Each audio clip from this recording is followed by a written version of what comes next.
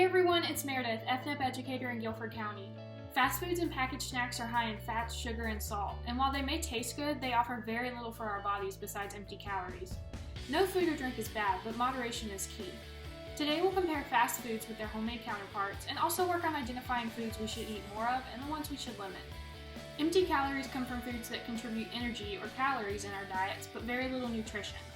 These foods and drinks are sometimes referred to as energy dense, meaning they provide a lot of calories per serving, but they are not nutrient dense, which would mean they also provide a lot of nutrients per serving. Consuming a lot of these foods and drinks can eventually lead to feeling tired because while your body is getting calories, it's not getting the vital nutrients it needs to function properly. Fats and sugars tend to make people feel sleepy as well.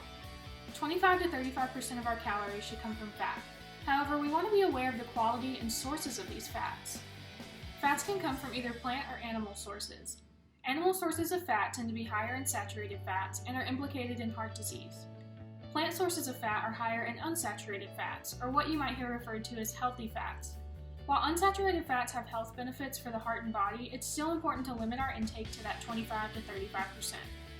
A special case is seafood, which contains omega-3 fatty acids. These essential fatty acids offer many health benefits, and that's why it's recommended that we consume 2 servings of seafood like salmon, tuna, or whitefish every week. Foods can be classified as go, slow, or whoa. Go foods are those lowest in fat, added sugar, and calories, and are great to eat anytime. They are the healthiest choices. Some examples of go foods are skim and low-fat milk, most all unprocessed foods, and raw fruits and vegetables. Slow foods are higher in fat, added sugar, and calories. These should only be eaten sometimes or less often. They aren't off limits, but they shouldn't be eaten every day. At most, they can be eaten several times a week. Examples are waffles and pancakes.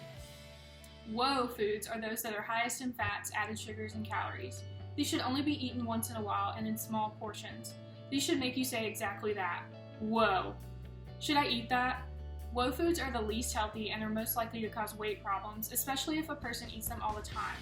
That's why whoa foods are once in a while foods. Some examples are french fries, candy bars, chips, and sugary pastries. So let's practice. Is this a go, slow, or whoa food? This is a whoa food. Pizza can contain a lot of saturated fat, so we should eat it less often. What about this? This is a go food. Skim or 1% milk is a great low-fat way to get the calcium and other micronutrients we need. And what about this?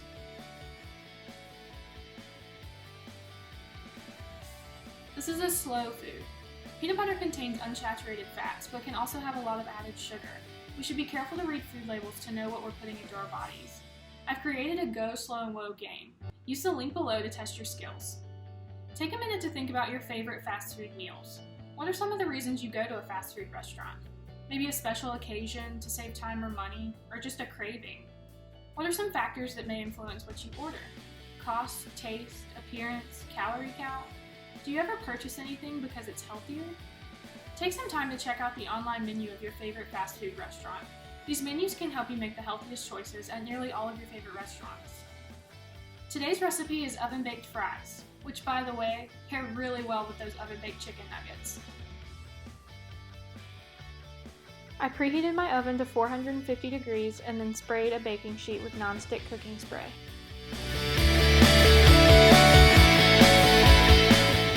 Next, I'm going to cut my potatoes lengthwise into strips. I'll be careful to make sure the strips are more or less uniform so they resemble traditional French fries.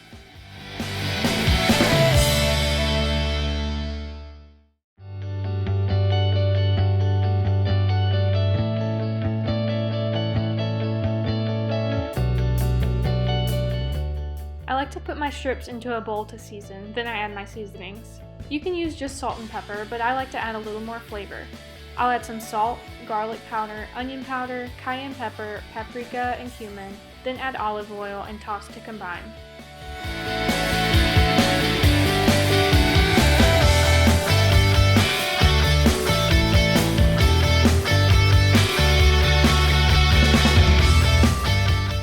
I'll lay the strips all in one layer on the baking sheet and bake for 25 minutes, flipping the fries after 12 minutes. If the sides are not brown, I'll continue cooking. The fries should come out brown on the sides and a little crispy. These fries are great by themselves as a side dish, or my favorite way to eat them, as French fry nachos. It doesn't have to be anything complicated. I like to add low-fat cheese, black beans, and cilantro.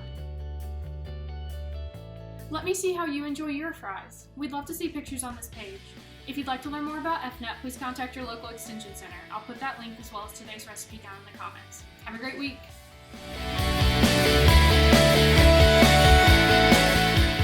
So, you've looked at the recipe, and maybe past recipes, and you're probably wondering why I don't follow them word for word. Especially now, it's important to remember that you might not have everything a recipe calls for, or you have something extra that you want to use up, or maybe you're just looking for a different flavor profile. That's okay.